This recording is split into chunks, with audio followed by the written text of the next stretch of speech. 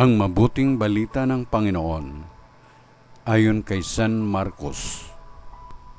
Papuri sa iyo, Panginoon.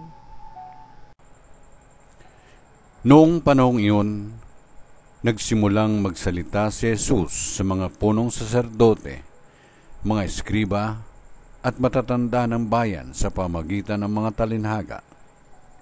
Sinabi niya, may isang taong nagtanim ng ubas sa kanyang bukid at binakuran niya ito. Humukay siya ng pisaan ng ubas at nagtayo ng isang mataas na bantayan.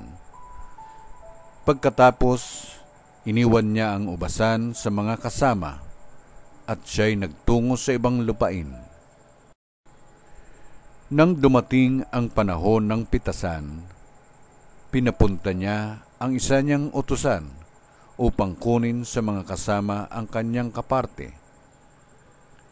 Ngunit sinunggaban ng mga kasama ang utusan, binugbog at pinauwing walang dala. Ang may-ari nagpapunta uli ng ibang utusan, ngunit kanilang pinukpok ito sa ulo at dinusta. Nag-utos na naman siya sa isa pa, ngunit pinatay nila ang utusang iyon. Gayon din ang ginawa nila sa marami pang iba, may binugbog at may pinatay. Iisa na lang ang natitira na maaaring papuntahin sa kanila, ang kanyang minamahal na anak. Ito ang kahuli-hulihang pinapunta niya. Igagalang nila ang aking anak, wika niya sa sarili. Ngunit ang mga kasamay nag-usap-usap, ito ang takapagmana. Halikayo, patayin natin at nang mapasa atin ang kanyang mamanahin. Kanilang sinunggaban siya, pinatay at itinapon sa labas ng ubasan. Ano ngayon ang gagawin ng may-ari ng ubasan? Paroroon siya at papatayin ang mga kasama iyon at ang ubas ay ibibigay sa iba. Hindi pa ba ninyo nababasa ang nasasaad sa kasulatan?